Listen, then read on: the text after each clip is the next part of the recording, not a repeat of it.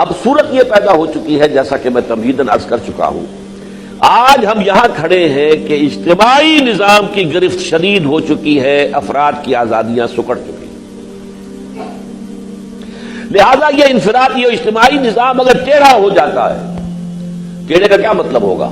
یا جابرانہ ہے، استبدادی ہے، یا ظالمانہ ہے، استحصالی ہے۔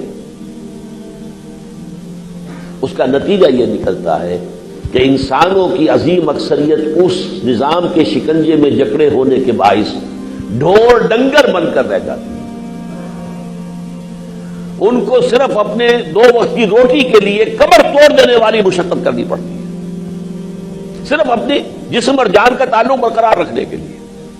اب کہاں سے وہ اللہ سے لو لگائیں؟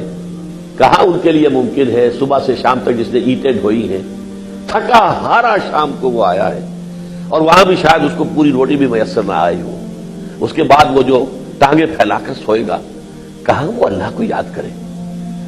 یہی وجہ ہے، آپ کو معلوم ہے آج کل ذرا یہ چیزیں پس منظر میں چلی گئی ہے کمیونزم کی موت کے بعد، USSR کی موت کے بعد کہنا چاہیے، ورنہ آپ کے عوام میں یہ باتیں آتی تھی، آج یہ جناب روزے تو آپ رکھیں، جو خوب مرغن قسم کی سحری کریں، اور شام کو جو افطار ہو تو آپ کا جو ہے وہ دسترخوان بھرا ہوا ہو نعمت، ہم کیا روزے رکھیں گے؟ ہمارے تو روزے روزے ہیں، ہم تو ہر وقت ہی روزے میں ہیں۔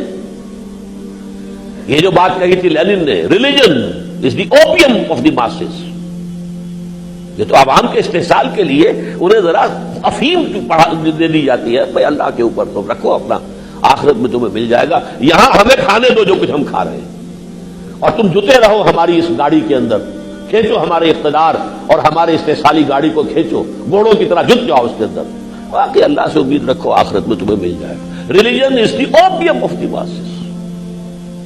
یہ بات جو ہے اتنی تلخ حقیقت ہے کہ جس سے خود حضور نے فرمایا کاد الفقر ان یکون کفرا، فقر اور احتیاج جو ہے وہ انسان کو کفر کے بہت قریب کر دیتی ہے۔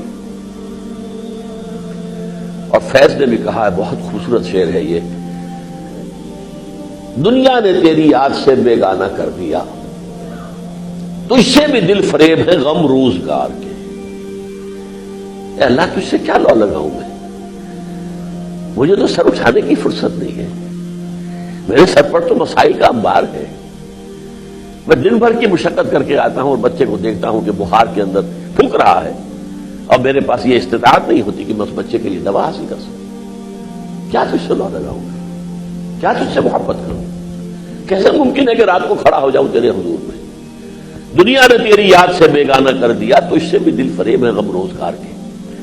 یہ ہے در حقیقت وہ چیز کہ اس نظام کو اگر آپ توڑیں گے اور عادلانہ نظام قائم کریں گے تو maximum number of people will be able, ان کے لیے یہ موقع ہوگا اللہ سے بھی لو لگائیں، کچھ کبھی سر بھی اٹھا کر دیکھیں، کبھی آسمان کو بھی دیکھیں، زمین ہی کے اندر نہ دھسے رہیں، بلکہ کبھی ان کے اندر یہ کیفیت پیدا ہو، زیادہ سے زیادہ لوگ اللہ سے لو لگا سکیں، زیادہ سے زیادہ لوگ جو ہے وہ اللہ تعالیٰ کے سامنے اس رکوع و سجود، یبیتون لربہم سجدا و قیامہ کی کیفیت جو ہے اس کی لذتیں حاصل کر سکیں۔ یہ ہے وہ بات جس کی وجہ سے کہ اسلام نے سارا زور لگا دیا ہے اس نظام کو درست کرنے پر، ورنہ چند لوگ تو ہوں گے، کوئی ایلیٹ ہوں گے، وہ بیٹھے ہوں گے اپنے ڈرائنگ روموں کے اندر سجے ہوئے، خوب اچھے کھانے کھا کر بڑی فلسفیانہ باتیں بھگار رہے ہوں گے، بڑی جو ہے وہ حکمت کی باتیں کر رہے ہوں گے، بڑے دنیا کے غم جو ہے اس وقت بیان کر رہے ہوں گے، لیکن اس سے زیادہ نہیں۔